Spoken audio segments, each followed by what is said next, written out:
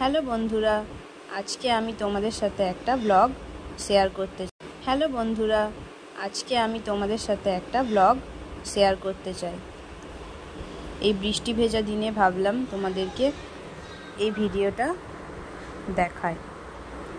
চারিদিকটা এত সবুজ আর এত সুন্দর, আর বৃষ্টি পড়ছে তো তাই এত ভালো লাগছে যে তোমাদেরকে না দেখিয়ে থাকতে পারলাম না। তো এটা আমার প্রথম ব্লগ। তো আমরা আজকে পুজো দিতে যাচ্ছি,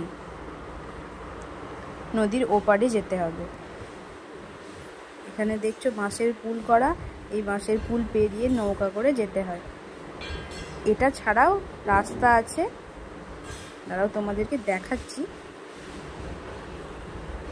বৃষ্টি হয়েছে বলে বাঁশের রাস্তা তো যেতে ভয় লাগছে, তাই আস্তে আস্তে করে যাচ্ছি। অদ্রিজা ওর পাপার কাছে আছে, ওর পাপার সাথে যাচ্ছে। ওর এত আনন্দ, ও নৌকা চাপবে কখন থেকে ও বলে যাচ্ছে চলো নৌকা চাপবো।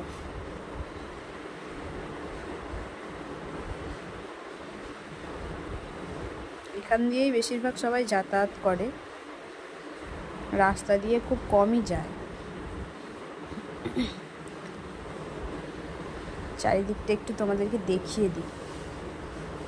ওই যে দেখতে পাচ্ছ অদ্রিজা নেমে পড়েছে, আর ওই যে দূরে যে ব্রিজটা, ওখান দিয়ে ঘুরে যাওয়া যায়, কিন্তু অতটা ঘুরে যাওয়ার থেকে এই নৌকা দিয়ে যাওয়া তাড়াতাড়ি, তাই এটা দিয়েই যাচ্ছি। চারিদিকটা কি সুন্দর আবহাওয়া, টিপ টিপ করে বৃষ্টি পড়ছে। আর এই যে অদ্রিজা নৌকায় উঠে পড়েছে, খুব আনন্দ।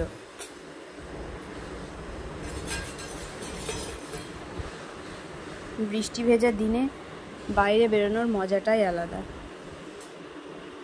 আর এত সুন্দর আবহাওয়া যে বলে বোঝানো যাবে না। আমরা যাই, তোমাদেরকে দেখাচ্ছি। নেমে পড়ে যে আমরা চলে এসেছি, দেখতেই পাচ্ছ জায়গাটা কেমন গা ছমছমে ব্যাপার।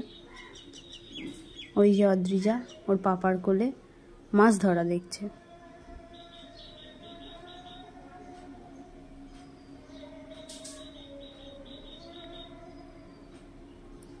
এই যে সিঁড়ি, এই সিঁড়ি বেয়ে উঠতে হবে আমাদের। এই মন্দিরটা অনেক পুরনো। এই মন্দিরটা নিয়ে একটি গল্প আছে। আগে যারা ডাকাতি করত, তারা এখানে ডাকাতি করে আসার পর এই মন্দিরে পুজো দিয়ে তারপর যেত।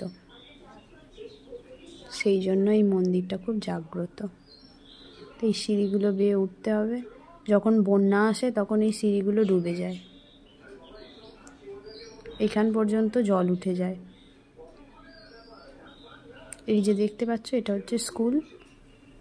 স্কুলের পিছন দিকে এই রাস্তাটা, আর এই যে মন্দিরটা, এখানে মা কালী থাকেন।